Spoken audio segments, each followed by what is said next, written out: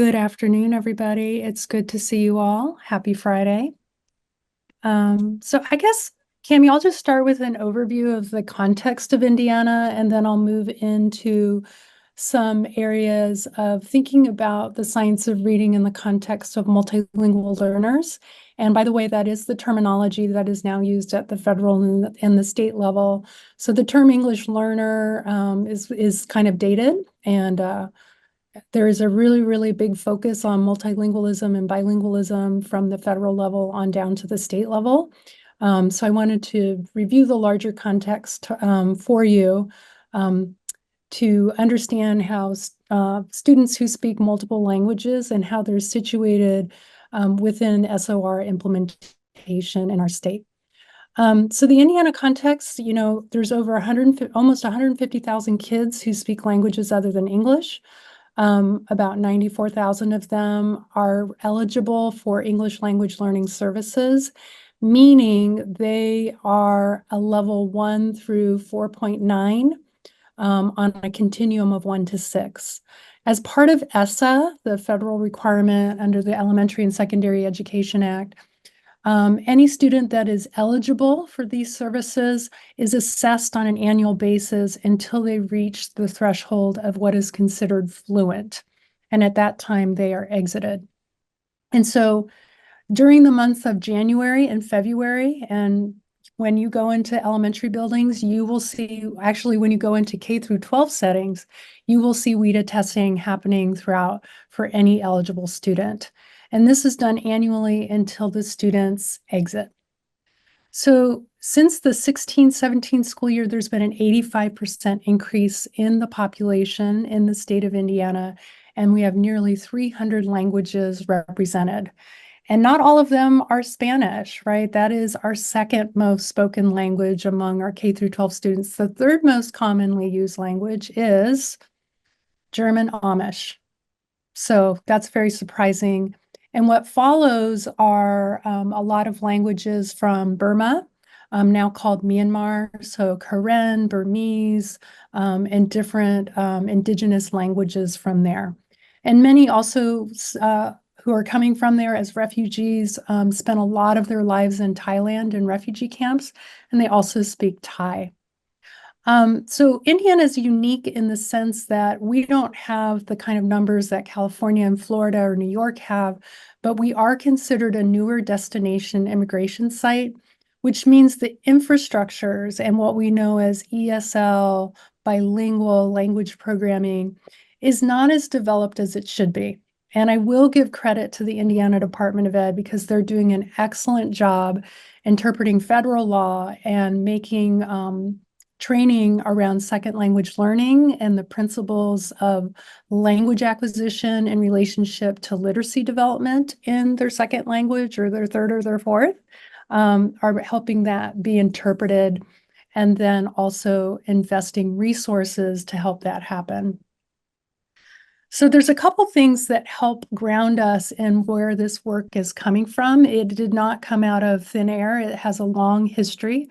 It goes back to the federal statutes invoked by the Civil Rights Act of 1964, the Equal Education Opportunity Act, the Every Student Succeeds Act, and then also the Office of Civil Rights memos from the 70s and beyond.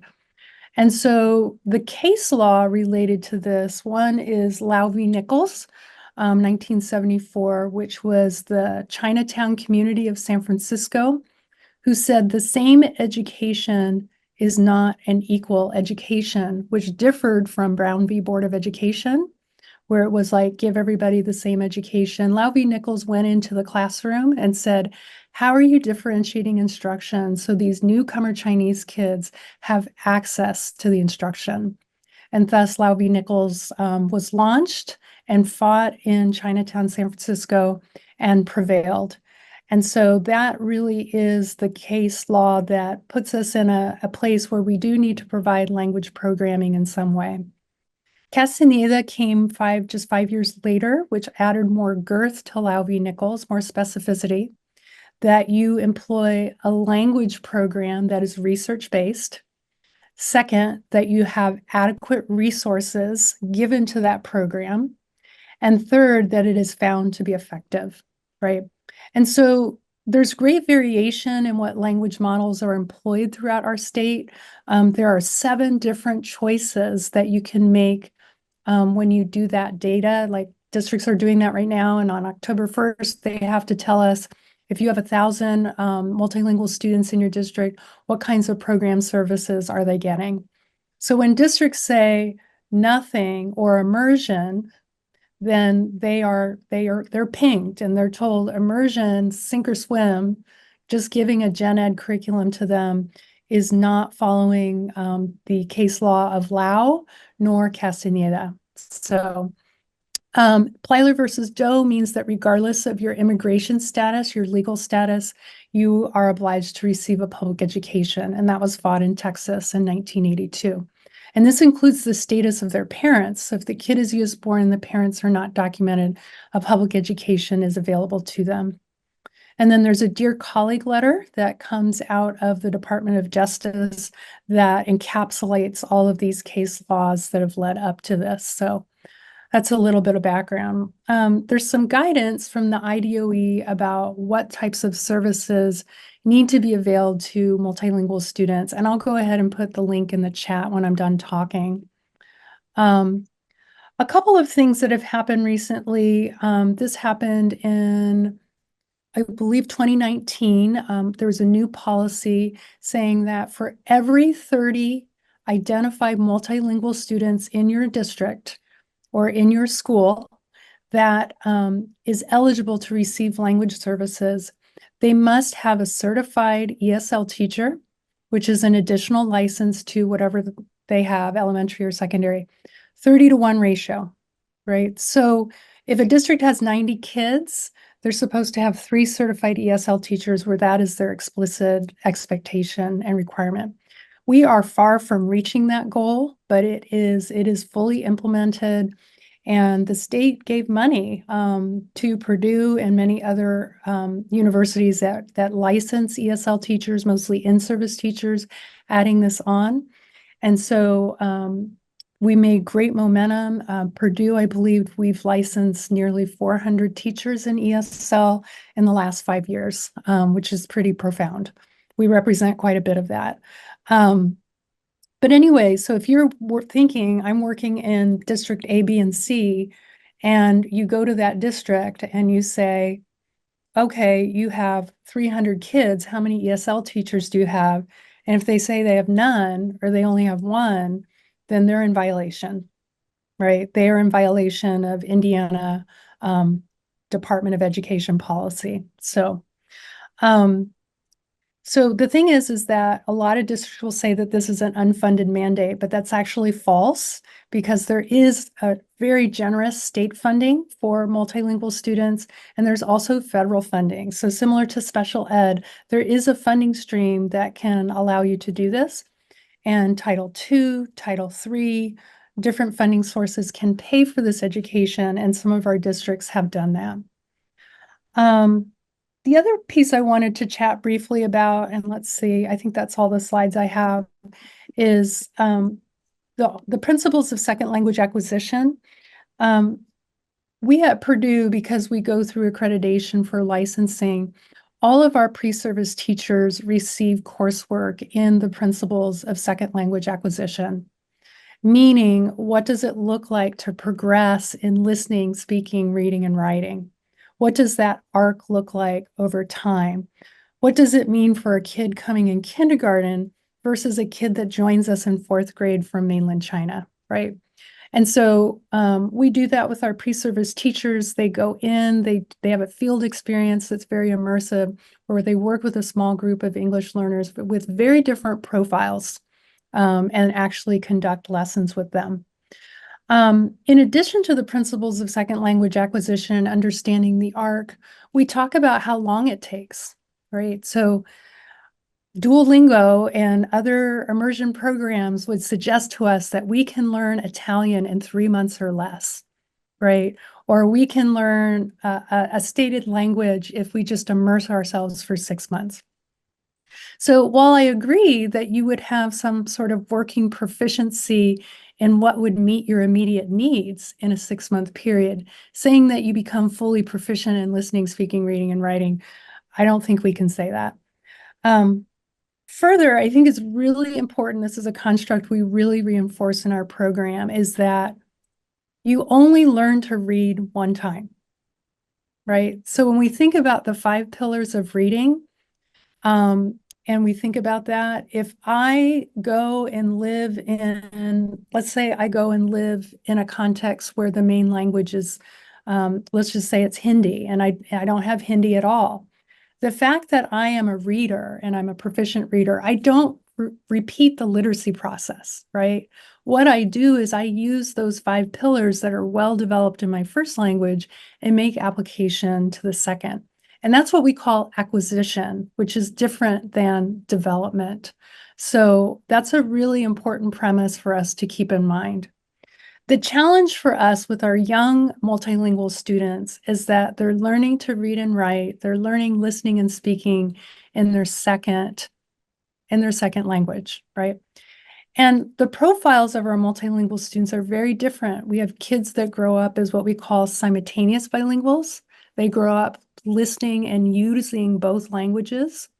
And then we have kids that are sequential bilinguals, where their primary language is other than English. And when they enter school, their new language is English, right? So simultaneous or sequential, right? So I'm a sequential bilingual, right? So English is my first language, Spanish is my second, right? And I definitely use that thing that we talked about, acquisition, right? That was my strategy. I absolutely used my constructs around reading to make application. And that's what we call in the field transference, right? So for instance, if we were all sent off to another country and told that you are going to live there for a year, even if you don't know the customs or the language, and you have to figure it out, the first thing you're going to do when you get out of customs, because you need to use the restroom, is you're going to use your reading devices to figure out where you need to go. Right? You are going to look for signage. You're going to look for icons. You're going to look for lines with a lot of women in line, and you are going to head that way, right? And so that is a construct of literacy that tells you what to do. And because you're developed in your literacy, you don't have to repeat that. You don't have to know precisely what's going on there. You can probably hear it, you can see it, and you can certainly interpret the simplicity of the print and the icons in front of you. The other thing is that when we think about the arc and how long it takes, right? Scholars 20, 25 years ago would say it would take 5 to 7 years, but that was 20 years ago, right? And 20 years ago, multilingual students were not tested in the state of Indiana on anything. They were fully exempt, and that was allowable under federal law. I was an ESL teacher. My kids, I just watched them during testing. Right. We actually did content instruction and did really meaningful things while the rest of the kids were testing. So their inclusion in testing, fully in testing, really did not start until we were in the middle of No Child Left Behind, in or around, I want to say 2006, where they became fully included. So that's not a very long period of time. And this precedes the expectation and requirement of the iRead exam. And now with No Child Left Behind, kids are tested from grades 3 through 8 consecutively, whereas before it was just grades 3, 6, and 9, and an end of course assessment at the high school. So the standards have increased. And since the standards have increased, the inclusion of multilingual students has increased because now they are a part of testing and are seen as a distinct subgroup. And so when we think about what is the definition of fluency, right? That, I think, is what we have to think about, and what is really challenging to say, how fluent does a kid need to be to pass I read, to be able to pass I learn, right? We really have not been able to do a bridge study related to that and look at correlations. Why not? Why do you think? What has changed 500,000 different times? The I Learned test has changed their cut scores, right? So when you have a moving piece and this piece remains fixed, you can't do a correlation study, right? The one thing that is fixed is I read, right? That tends to be a pretty unchanging unit that all second and third graders participate in, and possibly fourth graders if they're retained. But we used to say 5 to 7 years. Now we are saying as many as 10 to 14 years, right? Meaning kids remain eligible. And what it is that the linguistic complexity is increasing and it's not holding par with their level of English proficiency, right?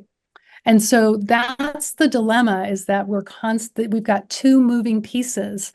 We have their academic development and we have their English language learning trajectory, and they don't always match. And not surprisingly, kids that are level 4s and higher tend to do better on tests, right? And if they are a 4 or higher, they likely have higher reading and writing scores. So level of English proficiency is definitely predictive of how kids are going to do. And that's not earth-shattering. That's just a given. So when we think about fluency, the annual English test defines it in a particular way. They say when you hit 5, that's what it is in listening, speaking, reading, and writing. But I learn and I read may have a different arc, right? And so their definition of what is fluent, or in this case, proficient on an exam may differ. My concern about the iRead test, particularly given the ways that I'm seeing SOR implemented in the schools, right? There are a lot of schools that are implementing this in a very, very narrow way and are not including the 5 pillars. And that is restricting a lot of multilingual students from having what we call meaningful interactive oral interactions. And if we go to What Works Clearinghouse, the 3 tenets that are necessary for students to learn how to read and write who are multilingual students, the 3 tenets are oral language, vocabulary that is contextualized, not memorizing a list and having spelling on it later, it's actually cycled into their oral repertoire, and then immersive writing, right? And more, I do a lot of research in schools, and we go to literacy blocks and we do not see writing anymore. We don't see it, right? If kids are writing something, it's what I call copying. They're not really creating anything novel. So those are some of the concerns. So I think I'll leave it at that. This is just an opening conversation. I will put a couple of things in the chat. Again, I'd really encourage you to come to the iCircle conference and read Kathy Escamilla's work in the context of what does it mean to the science of reading when we have multilingual students in the mix. So I will tell this to you. This is descriptive and analytic of one school district that I work with, where in this cluster of different buildings, about 15% of the kids who are English learners are not passing, which represents the entirety of the kids that are not passing at 3rd grade. And when you look at that 15%, do you know what they all have in common? They're level 1s and 2s. Right? It's pretty simple, right? So I guess what that says is, and we have now there used to be a good cause exemption, right? For that very reasons that I just described, and those have been eliminated. If a multilingual student has been in US schools for less than 2 years, then they have an opportunity at a good cause exemption. But most of our multilingual students were born in the United States, over 75%. Right? So Indiana, so 1 in 4 kids. So most of those kids have been with us since kindergarten, right? And do you remember what I said? The arc is conservatively was 5 to 7 years, and we're seeing more like 10 to 12. So there are cumulative impacts to kids. And my concern is that we're going to have more and more multilingual students being retained, right? And it's going to actually become an incredibly expensive endeavor for our state to be educating kids for 14 to 15 years versus 13 years.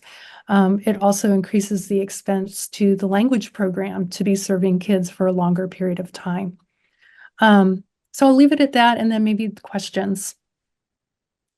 Thank you so much. I think that this is well, I know for me, it's hugely useful, especially in the Indiana context. Yeah. I think in terms of research, when you go to a reading conference, you talk about models of reading. They're mostly based on monolingual English speakers. That's right.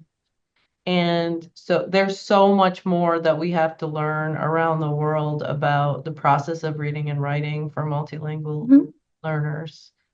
So I am just really grateful. I'm also just waiting to see if other people have questions. So Mhm. let's see. Any questions?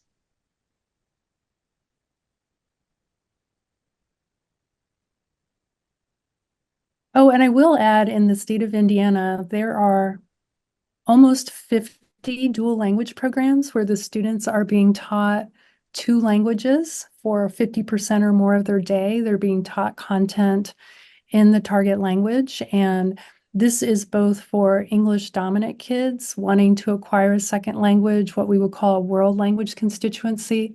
And then we have multilingual students where the goal is maintenance and development, right? And so um, the schools that are spending only 50% of their day in English, the question is, what does this mean for the target language part of the day? Right? So if it's in Chinese or Spanish, what does reading look like in that context? And what I'm observing in the many, many dual language programs that I'm visiting throughout the state through a big grant is that the science of reading is done during the English part of the day. And because it's only half of the day, the kids are not writing, the kids are not talking, right? And those are the most predictive things for multilingual students. I mean, that has been juried and studied and meets the criterion of What Works Clearinghouse. And it is part of our approach, is really opening that up and saying, what does this look like? So I don't think you would find the field of multilingual education saying the science of reading is bad for English learners. I think what we're saying is the science of reading as it is being implemented is ignoring the trajectory of second language learning in the formula of how we deliver. So, and for many of us that grew up as educators throughout the US, getting training in multilingualism, it's not required everywhere, right? It just very recently became required here. Even though the law is 50 years old, right? It takes a long time to implement. Right. And across the US, it's what, 10 to 15% at least of Yeah. those students Mhm. in classrooms. And we're And 7% in the state of Indiana of eligible students, but we have districts where 100% of, nearly 100% of their kids are multilingual students. So, right. Sometimes they just kind of pop up. It's quite interesting how that works. I mhm. I would add to what you said, science of reading in general should include more writing. That's kind of why I put that slide Yes, up from IDA accreditation, because I was like, oh, good. She's talking a lot about writing, because I mean, it is in a way shorthand, but in a way, people do take it literally and then just not do as much in writing, and that is a problem yeah. for So kids, everyone, a lot of copying and especially. Yeah, yeah, like, you know, one of the things we talk a lot about is dialogue journals, right? That kids do an oral language exchange and then they swap journals and they write, right? I mean, it's almost like a form of texting. But what that does is their dialogue journals is an audience, right? They're not just representing their writing for the teacher, they're representing their writing for the world by engaging in those activities. So and writing, one of the principles of second language acquisition, writing is predictive of reading. right. Writing absolutely informs the reading process and how it gets invoked. So, Yes. I wonder if there are any broader questions. First of all, I just want to thank you so much, Trish, for sharing. I've learned so much, and I just can't not tell you how much I appreciate this. And I think it's a great way to start off this academic year, because I do feel like at the national level, I've just gotten people saying things about this on multiple occasions. And I think that this is a really great introduction, especially for Indiana. Thank you.